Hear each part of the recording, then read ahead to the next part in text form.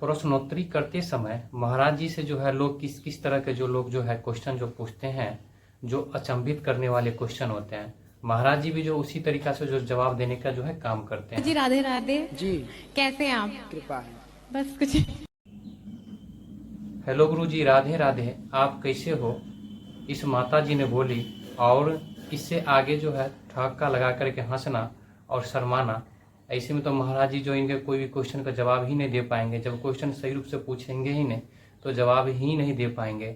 आज देखा जाए तो लोग जो है अधिक से अधिक लोग जो वहाँ जो है एक हंसने और हंसाने के लिए भी लोग जो वहाँ एक महाराज जी से जो है क्वेश्चन पूछने का जो काम करते हैं, और महाराज जी भी जो उसी तरीका से इनका जो है जवाब देने का जो है काम करते हैं। तो मेरे दोस्त मेरे को खिला देते हैं जैसे दोनों ही जाओगे नरक में। इस वीडियो से तो ये बात तो जरूर स्पष्ट होता है, जिस तरह से ये क्वेश्चन किया गया था, किसी भी जीव को हत्या करना एक आध्यात्मिक दृष्टिकोण से देखा जाता है तो वो पाप माना जाता है।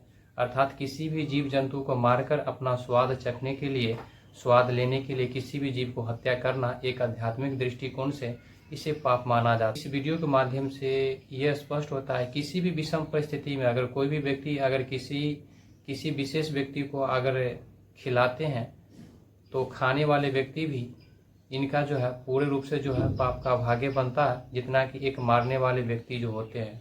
अर्थात मुख्य रूप से देखा जाए तो एक आध्यात्मिक दृष्टिकोण से किसी भी जीव जंतु को मारकर खाना अपने स्वाद के लिए एक पूर्ण रूप से जो होता है एक नरक का जो होता है काम होता है, अर्थात पाप माना जाता है। इसीलिए किसी भी जीव जंतु को मारना नहीं चाहिए, क्योंकि हर जीव जंतु जो होता है स्वतंत्र है। हर जीव जंतु को स्वतंत्र रूप से जीने की इच्छा होता है और हर जीव जंतु को जो स्वतंत्र रूप से जीने का अधिकार है। इसीलिए हर जीव जंतु को मार करके अपने स्वाद के लिए जो है नहीं खाना चाहिए। गुस्सा बहुत आता है। इसे यहाँ रखो, चुप रहा करो।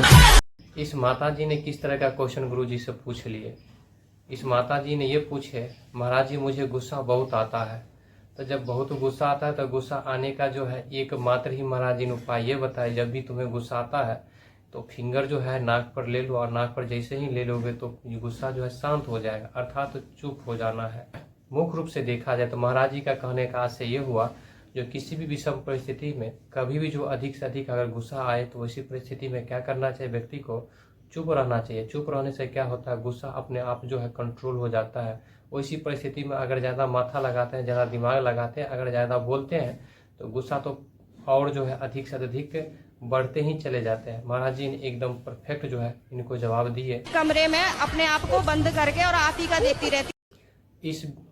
इस माता जी के बात से तो ये बात तो जरूर स्पष्ट होता है, जिस तरह से इस माता जी ने महाराज जी से प्रश्नोत्तरी के समय में ये कहा, महाराज जी मैं जो है कमरा बंद करके आप ही को देखता रहता हूँ, अर्थात आपका ही सत्संग सुनने का काम करता हूँ। तो इनके पति देव जी ने ये बताया कि कभी तुम जो है अनिरुद्धाचार्य का सत्संग सुनती हो, तो कभी प्रेमानंद जी महाराज का सत्संग सुनती हो, वही महाराज जी आएंगे और तुम्हें जो उद्धार करेंगे। तो निश्चित रूप से होता है एक जो है एक भागवत मार्ग की प्राप्ति के लिए एक गुरु का होना सबसे परम जरूरी होता है। गुरु ही वो मार्ग है, गुरु ही वो के रास्ता है। उस रास्ता के माध्यम से जो है उस व्यक्ति को परमात्मा तक पहुंचाने का जो काम करते हैं, अर्थात उद्धार करने का जो काम करते हैं। इस माता जी के पति जी ने बिल्कुल सही बात बोले, जो पूरे तरह से परफेक्ट है। इसलिए यहाँ देखा जाए एक नकारात्मक भाव के दृष्टिकोण से नहीं देखा जाए, पूर्ण रूप से सकारात्मक भाव से देखा जाए। और सत्संग का श्रवण करने से ही हर व्यक्ति का अपना जो है मार्ग प्रशस्त होता है और भागवत की प्राप्ति होता है। इसमें जो है गुरु का जो होता है एक अहम भूमिका होता है। गुरु का अहम भूमिका ये होता है क्योंकि वो व्यक्ति जो होता है जिसको भागवत की प्राप्ति होना है, भगवान की प्राप्ति होना है, उनको ये बात की आइडिया नहीं होता, वो उस व्यक्ति को उस मार्ग का ज्ञान नहीं होता है। इसीलिए गुरु का होना सबसे जरूरी होता है। गुरु ही जो होता है उस मार्ग तक, उस मंजिल तक पहुँचाने का जो है काम करते हैं। इसलिए प्रेमानंद जी महाराज भी ये कहते हैं कि राधा नाम का जपन करो। राधा नाम वह शक्ति है जिसे हर काम को संभव किया जा सकता है, असंभव काम भी संभव हो सकता है। इसलिए जो है गुरु के बिना जो है हम भागवत की प्राप्ति नहीं कर सकते हैं। इतना गुरु में समर्थ है, क्योंकि इंसान का जो है एक अध्यात्म मार्ग से जुड़ा नहीं होता है, एक सत्य का ज्ञान नहीं होता है, और सत्य का ज्ञान देने के लिए गुरु होते हैं।